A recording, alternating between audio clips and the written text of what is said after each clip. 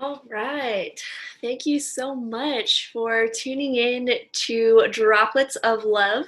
This is a segment that I do on my podcast, Love Dripping from the Walls. My name is Elizabeth Cunningham. I am a love, sex, and relationship coach for those of you who don't know me. And I do host a larger portion of this podcast, which is called Love Dripping from the Walls. And I put out new episodes. Mostly they are conversations with other people inside of love, sex, and relationships who have some area of expertise inside of that realm, or people who have really interesting stories. So if that is something that you would love to continue to listen to or watch, depending on what platform that you're on right now, please hit that like and subscribe button so that way you can keep getting updates when I put stuff out. So my Droplets of Love is every single Friday. I put out a little droplet of love just from me to you. And again, if that is something that you want to continue getting, if the area of love, sex, and relationships and getting advice from a love, sex, and relationships coach is something that you would like, I invite you to subscribe to this channel or rate and review, depending on the platform. This talk is on a lot of different platforms, and so there's a lot of different words. There's subscribe, there's like, there's rate, there's review. On Anchor, you can actually sponsor this platform. So depending on where you're getting this information from, just go ahead and hit that button so that way you can keep getting content. And if this is something that you're not interested in, then no worries. No hard feelings. Just keep on moving on. There's a lot of information out there.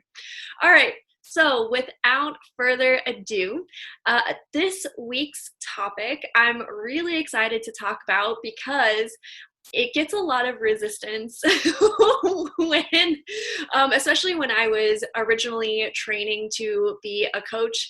It was something that I resisted.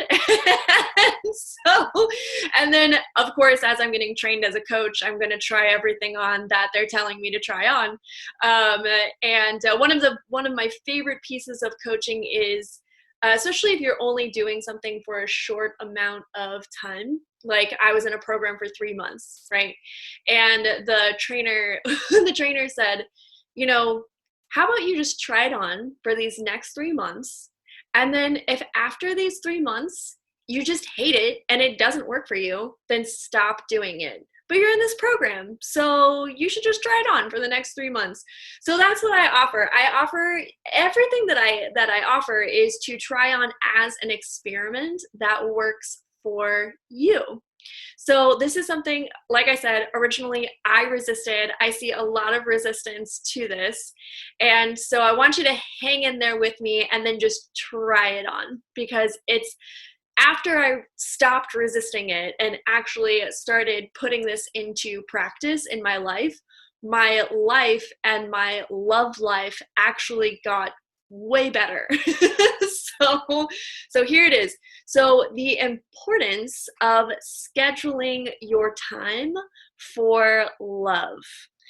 So actually putting in your calendar blocks of time that you're going to spend with the people that you love.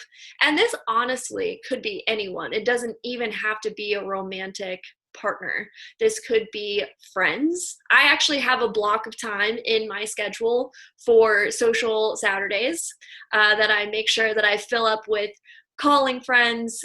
Well, right now we're in COVID, so we're doing the physical distancing, so I don't see as many people as I did before. But definitely filling up that time with calling friends and getting all of that social time and just yummy, juicy, friend time. And I schedule calls with my parents. We have scheduled Zoom calls that we've been doing. I schedule time with my partner, Brandy, and we have our own little, I'll get to that. So it may seem like it's a silly thing to do. A lot of what my original resistance to scheduling time for love is that it takes the spontaneity out of it, and it's not as fun, and it just seems so formal. And why would you need to do that? And what if it doesn't work for the other person? And there's just all of this like, like scheduling seems like such a businessy, like rigid thing to do. Like, why would you do that? Sounds awful.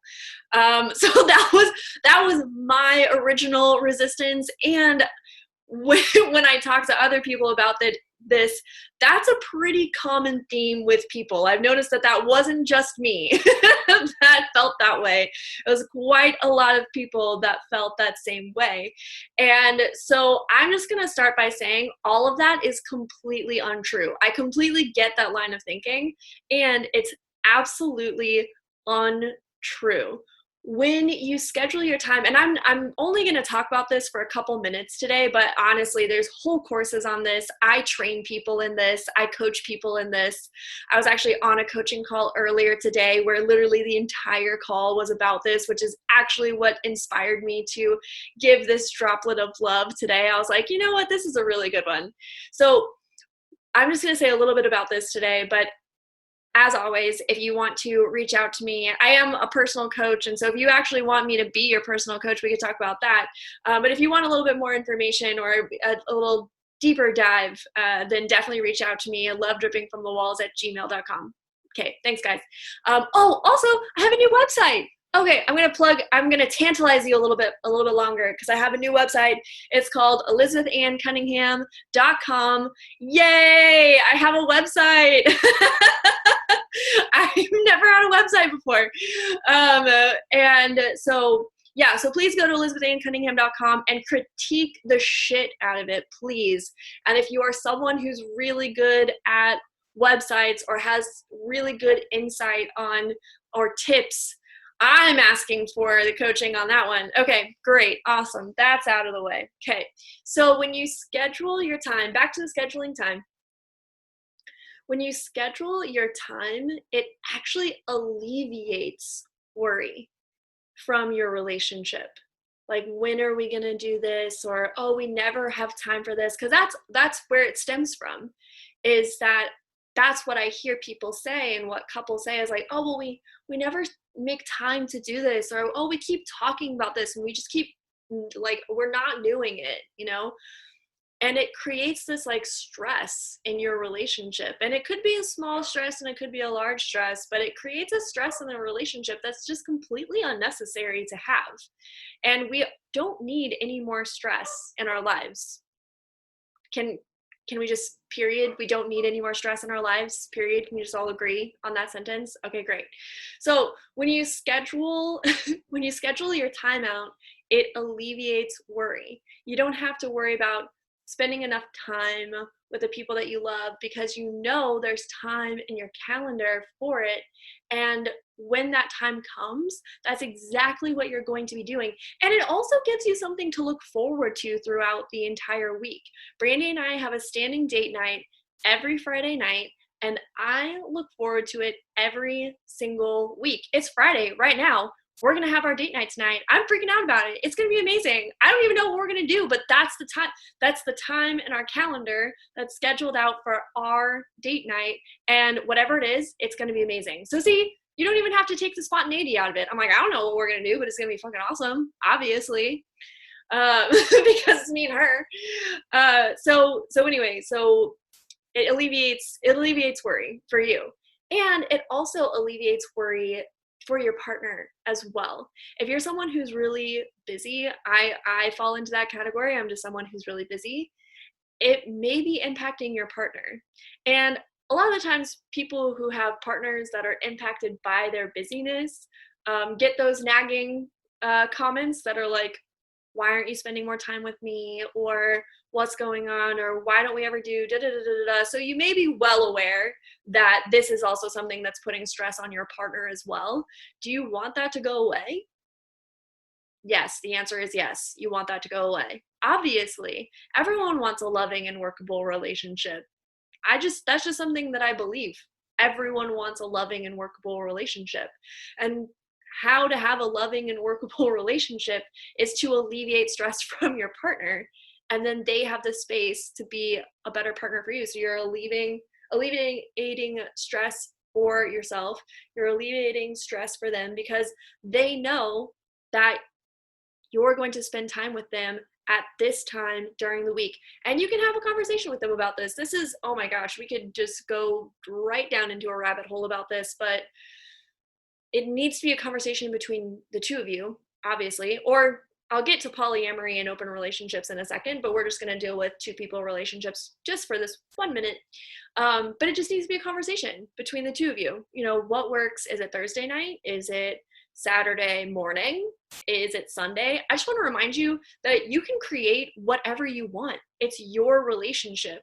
Friday night for Brandy and I just happens to work for right now, but it hasn't always been Friday night. It used to be Wednesday night. You know, it could change over time. This is not like hard stop for the rest of our life. Friday night is just blocked out for this purpose, and, you know, come hell or high water. No, it's obviously life happens, but we always make it a point to reschedule if Friday night happens to be taken up by something else that's more pressing, which not a whole lot is more pressing than our date night. So there's that. Anyway, so it alleviates worry from your partner as well, because they know that you have a time dedicated for them throughout the week. There you go. If you are single, schedule time to date. Schedule time to date. Even if you don't have a date, put time in your calendar. Thursday night, Friday night, Saturday afternoon, whatever it is, whatever time you want to have a date, and then go ask somebody out. I know it's like way easier said than done, but just schedule a time. Be like, hey, I have Friday night free. What are you doing? That wasn't hard. And then they'll say yes, or they'll say no, or they'll give you a sideways glance. And if they give you a sideways glance, then you probably didn't want to date them anyway. Just saying. Okay, moving on.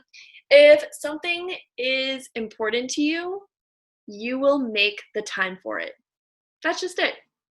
And not to say that it hasn't been important to you in the past, but don't you want to be better? Isn't that why you're listening to this podcast or watching this video? Because you want to grow and have an even better and juicier relationship? So go do that and schedule the things that are important to you. And if spending time with your partner is important to you, then put that in your calendar. Boom, done, easy. And if you're having trouble making time, I know that especially when you're just first starting out using a calendar, I know not everybody uses a calendar. And so when you're first started using a calendar, ask for help. You know, make it a game with your partner. Have it be really fun. If you're single, you know, enroll a friend. Be like, oh, okay, well, we're going to do this, or like, call me every Friday and see if I'm on a date. If I don't answer, it means that I'm on a date or something like that. I don't know, like, make it fun. I don't care what you do. So have it be fun. Make it, for those of you who have a hard time scheduling things, make it fun, make it light. Don't make it this have to, like, significant, just heavy thing. No, you're scheduling love in your calendar, for Pete's sake. You're scheduling love in your calendar. Make it fun. And on that note, also, like, you can put little hearts on the calendar, or you can, like, name it something like bow chicka wow wow, like put the bow chicka wow wow time on your calendar. Like, I don't know, make it fun, make it red. I don't care. It just make it fun. Okay, so moving on to polyamorous, open relationships, ethically non-monogamous relationships. So schedules are your best friend. Schedules are what is going to save your life, but they can also be your worst enemy, because it can be really overwhelming. I really get it. It can be really overwhelming. It's like, oh, wow, the next time that I actually have free in my calendar is 3 weeks from now. Okay, that sucks. Well, do we just not see each other for another 3 weeks? Or do we, like, how do we work that out? And for some relationships, it actually works to not see them for 3 weeks. That's okay. Can you schedule a call? Can you have, like, cute text messages back and forth? Can you have sexy messages back and forth? Can you do things like that?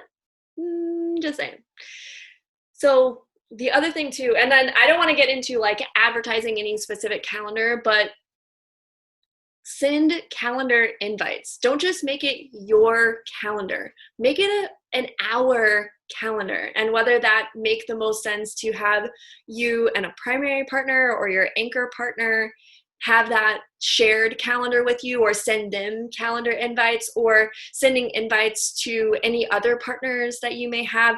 Make it a community. Polyamory is community.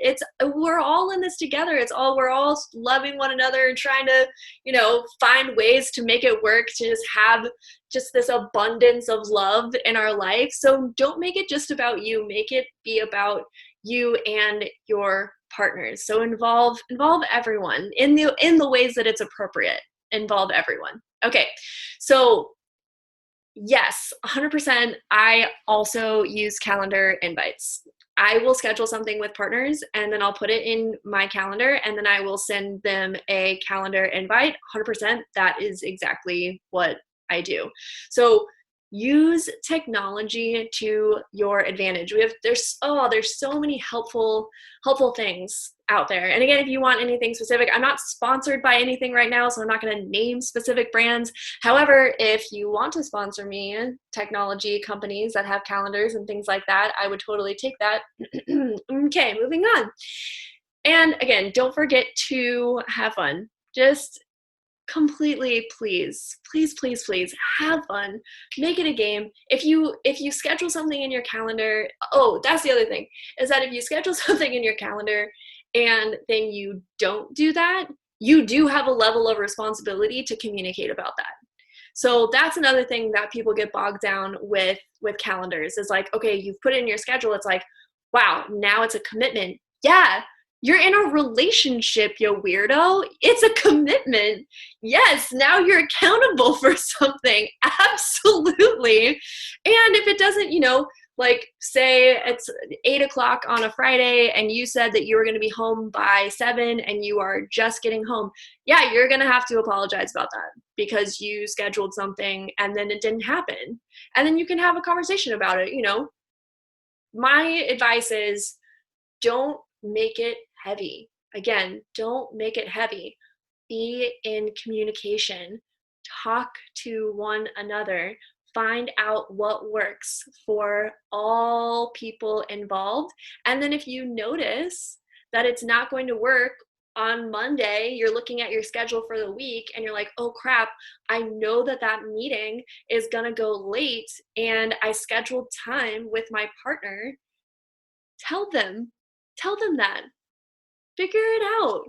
You got this. I have all the faith in the world with you. I do. I have all the faith in the world that this is totally possible. Okay, perfect. So take this out into your life. Have fun with it. Try it on. Make it a game. Make it like a 30-day challenge. Like the 30 days of scheduling my love challenge. I don't care. Whatever it is for you that is going to light you up. If it's 21 days, great. If it's 66 days, fantastic. Rock on. Absolutely. Do it. If it's not, I don't know. I'm just making stuff up for you.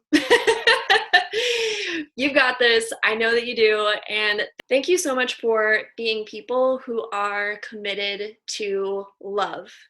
You are my favorite people. I love people who are committed to love, who are committed to making things work and making things better and taking the steps to make your lives better. So thank you so much for just being those people. Y'all are a bunch of love nerds, okay? We're all in this together. My little love nerd community. So thank you so much for being that. I truly, truly appreciate you.